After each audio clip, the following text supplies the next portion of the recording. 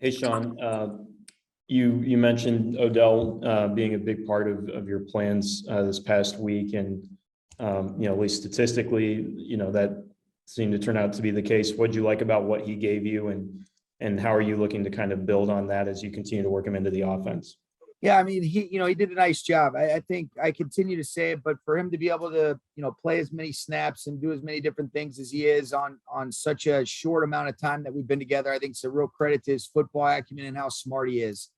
Clearly made a big play on the double move, the long touchdown, had a couple other catches. And then, to his credit, I think there's a lot of things that he would be able to tell you that we can kind of build on and improve upon, whether it's detail understanding, but he's really smart, very coachable, very receptive to some of these things, and just want to continue to just get him implemented, take advantage of the skill set and the great traits that he has, and see how he can continue to help our offense. And we've just got to be more efficient overall. But I was, Odell did some really good things yesterday. And then Justin Hollins, are you still anticipating? I know you said last week this would be the week you'd probably start that 21-day clock. Does that remain the case for him returning from IR? It does. Yeah, that it looks like it's the case. And that's positive. He's been around. He's feeling good, and so there is a good chance that we'll start that 21-day clock this week. Thank you. You're welcome. Claudia. Hey, Sean. Win or lose, you're getting MVP level play from Cooper Kupp. How inspirational has been for this team? He has been. Cooper, he's been great, Claudia. I think just look at the last catch that he made. The will to compete, the resilience, the toughness that he displayed, being able to carry guys on his back and continue to just churn out extra yards. He's been so steady, so consistent, so reliable. Love what Cooper Kupp's brought to this team from a leadership, from a production, just the way that he is in the building day in and day out. And, if we've got him continuing to play like that, good things happen, and love Cooper Kupp. He's done a great job, Claudia. And when you look at the great running backs that you have faced this season, how would you rate A.J. Dillon? I think he's an ascending player in this league, Claudia. Clearly Aaron Jones is establishing himself as one of the better running backs in this league. Coming off the injury, I still thought he was able to do some really nice things, but Dillon is a big, strong physical back. I think they do a nice job utilizing his skill set. You can see he's a rhythm runner. He gets the more carries he gets into a rhythm. He had some good downhill runs. I thought our guys did a pretty nice job. I think that's an excellent offense, but I got a lot of respect for his skill set, and I think he's only going to continue to get better. So nothing but good things on my end about A.J. Dillon. Thank you. You're welcome. Rhea. Hey, Sean, regarding Von Miller, we saw him, kind of getting into a groove yesterday. How do you sort of maybe foresee him working in more and more into the plan? Yeah, I think you just said it. I think number one is you get pass rushers into a rhythm by being able to play with leads and make teams one-dimensional, similar to what we had to be earlier on in that game than what we wanted to be. And so I thought he did a great job defending the run. I think he's really been good against the run the last couple weeks. Done a nice job of being able to work in alignment and in unison with the other guys and some of the rush plans and some of the different movements. And so similar to what you said, Maria, I agree. I thought Von did a nice job. I love his demeanor. Really like the look in his eye. I think he's excited about just continuing to improve. I know we haven't gotten the results that we wanted, but I think you can learn a lot more about people in the midst of some of the adversity that we're facing. And this has only furthered my appreciation for Von, watching the way that he's handled the last couple of weeks. And then he's obviously played really well. Is there any concern about his ankle, or does he have any physical concerns at all, or no? Not to my knowledge. I didn't see any restrictions. I didn't see, he looked like he was his normal self yesterday. And think like anything else, kind of similar to what we've talked about on different players. I don't know if you're ever really 100%, but I don't think that's restricting his ability to play at a really high level and be able to transition, put that foot in the ground, lean on some of these big guys up front. And, you can see the short space quickness is on display still as well. Thanks. You're welcome. Jordan. Hey, Sean. Hey.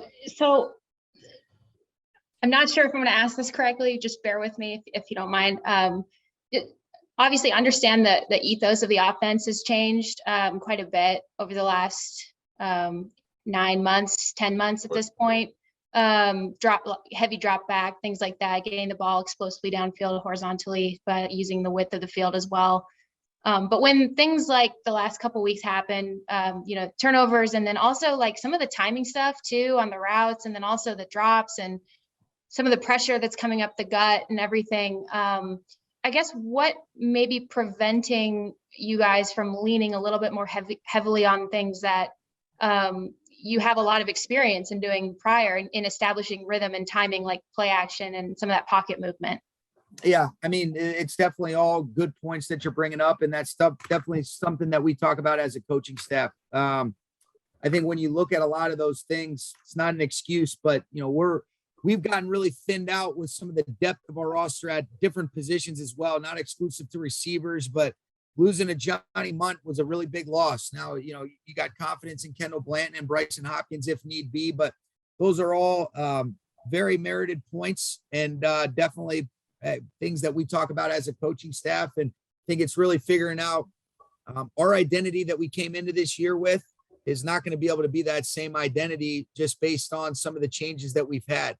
What does that look like in terms of balancing, still being able to do some of the things that Matthew and our offensive players have done at a really high level while not leaving us susceptible to some of the bad things that have resulted over the last couple of weeks, whether it be timing, some of the turnovers. There's a lot of different things, all of which you kind of alluded to. And so the challenge for us and the good challenge is figuring out a way to maximize our players' skill sets and be able to try to establish an identity of what exactly we want to look like. And I don't think it has to be one thing or this or that or only that, but maybe a little bit of a mixture is something that, that we're talking about. And I had touched on this with you last week about the comfort level. And Matthew, I mean, we've talked about at length about all different things he can do, and he's done just about everything at this point in his career as well. So continuing that variance, but not in a inefficient way, continuing that variance in a problem-solving way. How comfortable are you in establishing that and continuing to troubleshoot, even if it means that things look a little bit different down the stretch? Oh, very. I mean, I think that's what you have to do. I think a lot of it is the result of, number one, your players, and then number two, the defensive structure that you're going against. And if those things are in alignment with what you feel like is the best way to efficiently move the football and score points. And so all of those things play a factor. I don't necessarily worry about the comfort level with Matthew because, like you mentioned, he has experience in a lot of different phases of offensive football, whether it's play action, keepers, the screens, the dropbacks, the different ways that you can do that. But I think us finding that balance in the different personnel groupings or, however we want to try to marry all that together and try to be more efficient. And like I mentioned, kind of establish some form of an identity. That's something that, that we're working through right now, because that identity is starts first and foremost with your players. And you guys saw, I mean, we just got Odell a couple weeks ago, and he's playing every single snap yesterday almost. And, Van Jefferson is transitioning, learning some new things. And so there's a lot of moving parts, all of which will just sound like an excuse coming from me. It's not. It's something that we've just got to get figured out. Thanks, Sean. You're welcome. Gary. Hey, Sean, any injury updates? How'd you guys come out of that game? Yeah, we came out pretty good. Odell, I was asked about his, he got his back checked out. He's good on that front. He did get a posterior hip pointer where we'll be able to treat and pad that, and he'll be able to progress as tolerated throughout the week. Don't expect that to affect his game status. Ben Skowronek was inactive for the game because he had some back spasms that kind of made it hard for him to be able to move around. And then in the game, the only guy that, maybe will be limited in practice this week will be Darrell Henderson. Got a little bit of a quad strain. We'll monitor him throughout the course of the week and see what that looks like. But I wouldn't expect him to practice on Wednesday, and I'll have some more updates for you then. And then, with the loss of Robert Woods, I'm just wondering if, you can maybe explain in layman's terms for us. Does that, precipitate defensive coordinators running a box and one type of situation with Cooper Kupp, or are coordinators now scheming to, take him out of the game and make you beat them with other receivers? Well, I think you see a lot of those specific pass coverages, kind of similar to what Green Bay was doing, where they kind of had an east and west double on Cooper on the first couple third downs. And, he has gotten a lot of attention. There's definitely there's less attention drawn to him when you have a player of Robert Woods' caliber out there. But you have to alter and adjust the way that you operate. I think that'd be a better question for the defensive coordinators. But in the early downs, I think they're saying, hey, how do we want to stop them? And you've always got to talk about Kupp and Woods. Now you're figuring out, okay, well, what does it look like as Van's starting to assert himself? How does Odell play into the mix? How can we get Higbee going a little bit more? But, those two guys have been staples. If there's anything that's become apparent, I think, to all of us, you realize how rare Robert and Cooper are to be able to do the different amounts of jobs, because in a lot of instances, we've been a very regulated personnel grouping in 11 a lot of the last couple of years, but we're running plays that teams run out of 12 and sometimes 13 personnel because of that versatility that Robert and Cooper have. That's what makes them so rare and so unique. And so continuing to figure out how you don't ever fill that void, like I've mentioned, but I guess in layman's terms, it does allow you to pay a little bit more attention to Cooper. So guys will be asked to step up. But our whole offensive operation is affected by the loss of Robert Woods because of not only what he means to you in the pass downs, but also in the run downs when he could do a lot of different things, whether the ball's in his hands or the ball wasn't in his hands. And that's ball in his hands from receiving it or from running it. And then finally, just what went into the thinking in using Sony as a kickoff return? He had expressed some interest in doing it. We don't have a lot of guys that are experienced in that role. He is a tough physical downhill runner that's fearless to be able to hit it up in there. I think that takes some courageousness and some guts, with the types of collisions. And, I think there was some positives and definitely some things that we can learn from. But what I do trust is he's such a conscientious guy. He's going to be able to learn from the things that he can do better. And I did think, he was able to level off some of those returns nicely. But that's what went into that. Thank you. You're welcome. Nick, Hey, Coach. Van Jefferson, you spoke about a few seconds earlier, just about his transition as far as him being able to pick up certain things from guys like Odell Beckham and even Cooper. What have you seen out of him that has impressed you as far as just what he's picked up and what he's continued to add to his arsenal? Yeah, I just think the maturity, the ability to make plays down the field. I thought that was a big time play for him that really got some momentum that was much needed at that point in the game. Not only to be able to make the play, but then to be able to stay on his feet and finish and then go for the Lambeau leap where he got rejected. But I think he's just continuing to improve his overall game, Nick. His ability to be able to play really all different spots offensively shows a big picture understanding. I think the consistency, snap in and snap out are the things that we're going to continue to stress with him. But I'm a huge Van Jefferson fan and think he's making a lot of plays that he can really draw on to continue to build his confidence. And then also, it enables you to be able to coach him on some of those things that we can tighten up the details on that I know he's going to be able to do. And he's conscientious about it. He takes coaching the right way. He's a great kid and love working with Van. When you guys kind of had a trick play when you had Cooper at the quarterback position for a split second going to Van, when you talk about just that chemistry between those two, what have you seen just improve, especially with the absence of Robert Woods, but adding OBJ? But you see those two obviously being in the longest. What have you seen in the chemistry between those two that has impressed you? I think Van's just, he's so interested. He's always asking great questions, wanting to learn about the craft, of the position, even just growing up, I can only imagine you could see the game make sense to him, from his dad being a great receiver coach, but also a great player in the league for such a long period of time. So those two have a good rapport established. And talk about a game of inches, if his shoe size wasn't so big, it probably would have been a touchdown pass from Cooper to Van. Exactly. Thanks, Coach. You got it. Dan, Sean, when you're in a run of games like this, what do you do to make sure guys don't get down, don't get frustrated, don't try to do too much? Yeah, I think the truth is always on the film. You look at that, you say, hey, how can we avoid some of these spots? How can this be fixed? You can draw on some previous experiences. And And then I think it's about being able to instill confidence throughout the week with the process and the preparation. Whether it's, part of the plan, the way that the guys are practicing, the clarity that we can provide, the detail that the players can provide when these things are coming to life. But I think it's really looking at the film, making an honest and an evaluation on the accountability that exists amongst everybody that's involved. That's coaches and players alike. And then you keep it moving. And that's no different than what we try to do after we win a game.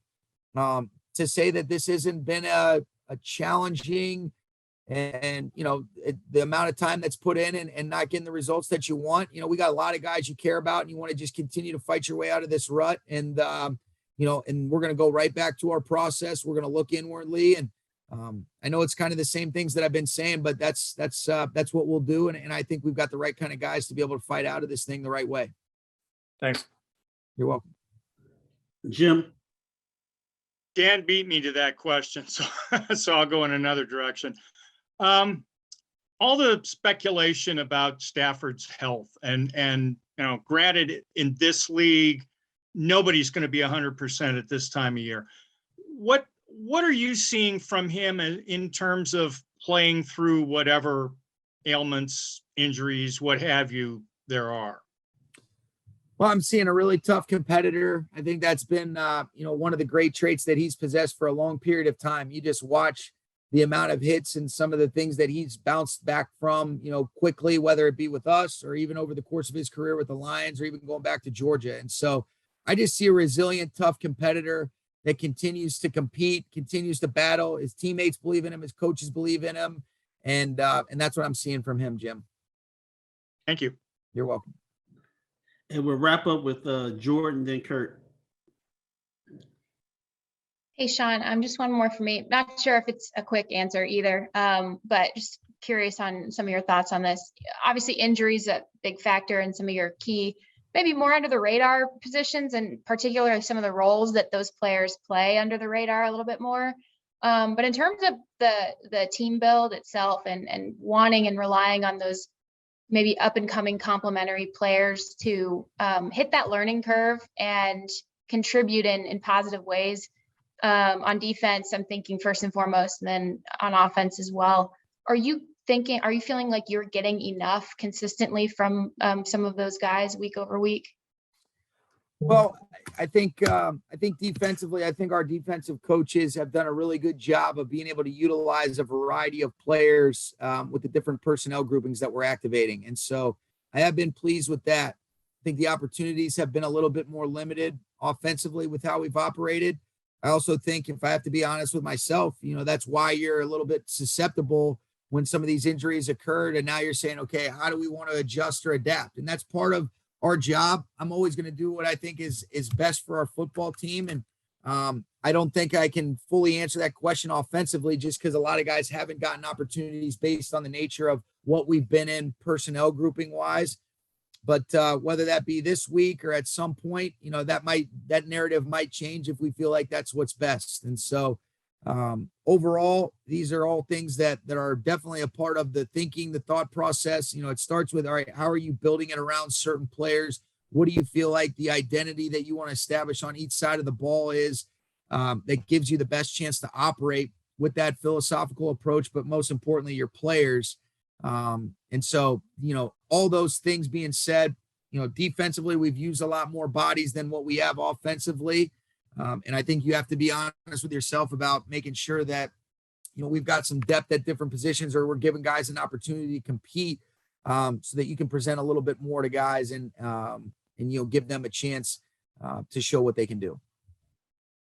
Thanks. Hey, Sean, coming out of the bye week, you were very strong in the standpoint of we're 7-0 and we don't turn the ball over, and that certainly played out yesterday again. Do you feel still that's the issue, or do you waver at all, saying, hey, we got to fix this or that after looking at this film? Well, I think there's a lot of reasons why, you didn't come out on top, but I think that's, that certainly is one of them. And I do think it's important too. What I'm not interested in is if a turnover occurs for our guys to think, oh, we can't win the game now. That is an occupational hazard. It's a great play by Rashawn Gary, forces the ball out. There's things that occur that sometimes you can't avoid. I don't ever want guys to not go out there and compete and play free and not, I want guys to play, not fearing failure, but attacking success. While with that being said, you do want to be smart. We want to have a premium on decision-making and taking care of the football. And so we didn't do that well enough yesterday. We lost the turnover battle. They had 3 takeaways. We had 1. And that was a big part of the outcome, but it certainly wasn't exclusively why we didn't win that game. Can I just follow up on that?